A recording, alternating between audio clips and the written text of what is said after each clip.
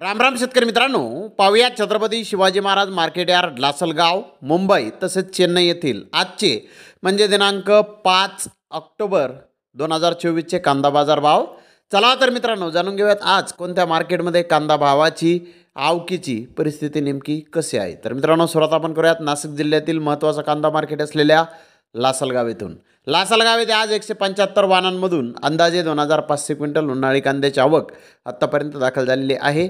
उन्हाळी कांद्याचे सरासरी बाजारभाव 4250 रुपये क्विंटलपर्यंत सरासरी कांदे लासलगाव येथे आत्तापर्यंत विकत आहेत. तर टॉप क्वालिटीचा एक लॉट 4551 रुपये क्विंटलपर्यंत लासलगाव येथे आत्तापर्यंत उन्हाळी कांद्याला बाजारभाव निघालेले आहेत.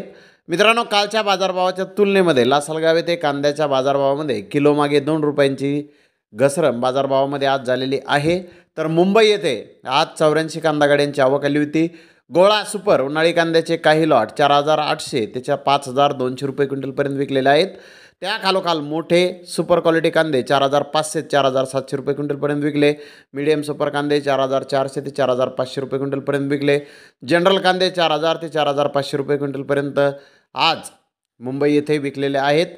तर नवीन कांदे एक्स्ट्रा सुपर क्वालिटीचे 3500 ते 3600 रुपये क्विंटलपर्यंत विकले. मीडियम एक्स्ट्रा सुपर 3200 3300 रुपये क्विंटलपर्यंत विकले.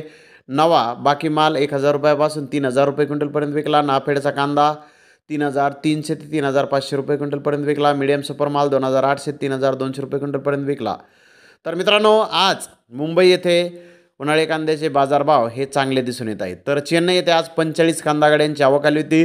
महाराष्ट्रातील मीडियम कांदे 4600 ते 5400 रुपये क्विंटलपर्यंत जास्तीत जास्त महाराष्ट्रातील कांद्याला जुन्या कांद्याला चेन्नई येथे बाजारभाव निघालेला आहे. तर कर्नाटकाच्या नवीन कांद्याचे बाजारभाव हे जास्तीत जास्त 4600 रुपये क्विंटलपर्यंत निघाले.